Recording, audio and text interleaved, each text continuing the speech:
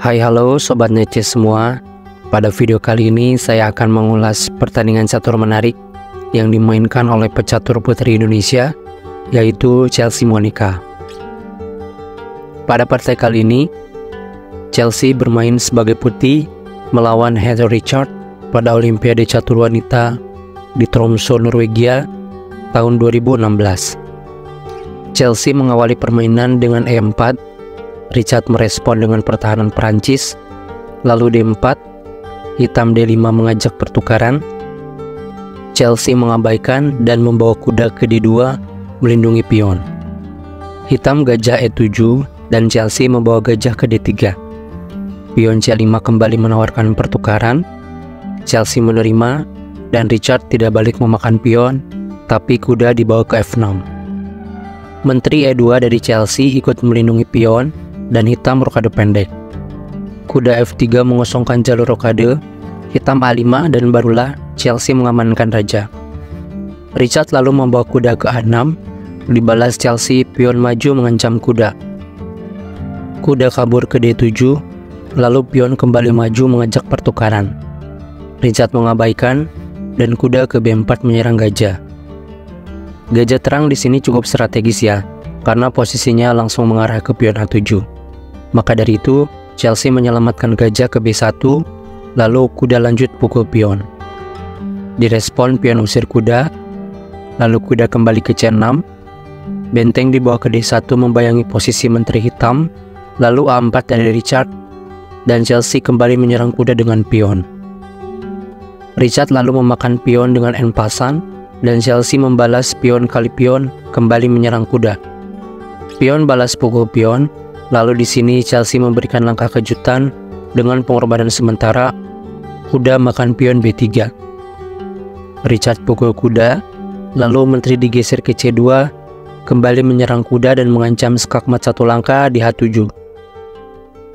Mau tidak mau, Richard harus menggagalkan ancaman skakmat, lalu dia memajukan pion. Dan Chelsea langsung mengembalikan defisit kudanya kembali. Lalu menteri hitam C7 menyerang pion 2 kali dan Chelsea merespon dengan menteri E3 melindungi pion. Hitam lalu membawa benteng ke D8 mensupport pion untuk terus maju. Chelsea A3 untuk memberi raja nafas. Richard lalu memajukan pion menyerang menteri, dibalas dengan menteri meluncur ke H6 mengunci pergerakan raja. Hitam kuda kali pion sambil menyerang kuda. Lalu kuda ke G5 memberi bantalan bagi menteri, skak di H7. Di sini Richard langsung saja gajah kali kuda dan gajah membalas. Benteng hitam naik ke D6 dengan tujuan melindungi petak F6 dari invasi gajah gelap yang tentu akan memberi dukungan bagi menteri, skak mati G7. Chelsea lalu membawa benteng menyerang kuda dan Richard merespon dengan menteri A5 melindungi kuda sekalian menyerang balik benteng. Chelsea melindungi benteng dengan membawa gajah ke A2. Di sini terlihat ada pion gratis yang bisa dipukul menteri ya.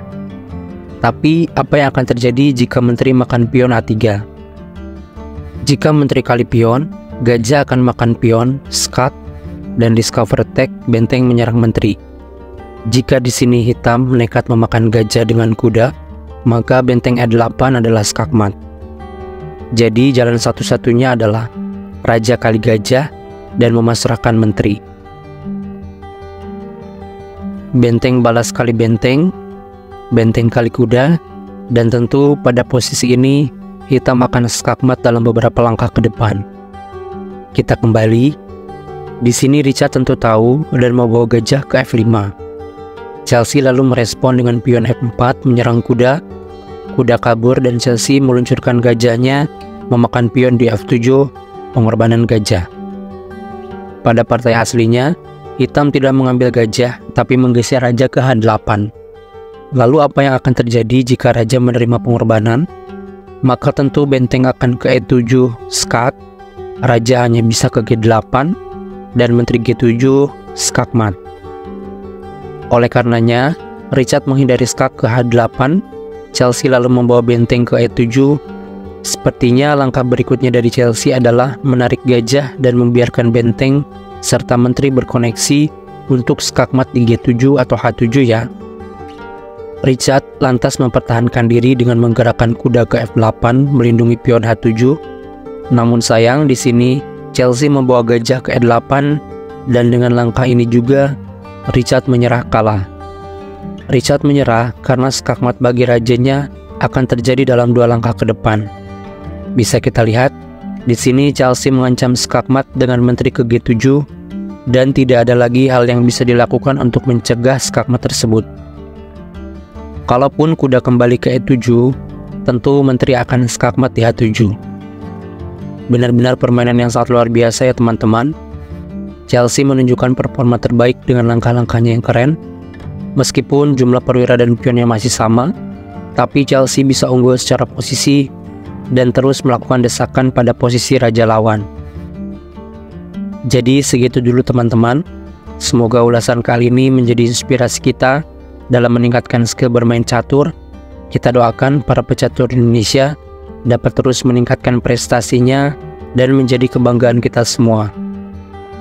Sampai jumpa di ulasan pertandingan menarik lainnya. Jangan lupa subscribe channel NetChess ini ya teman-teman.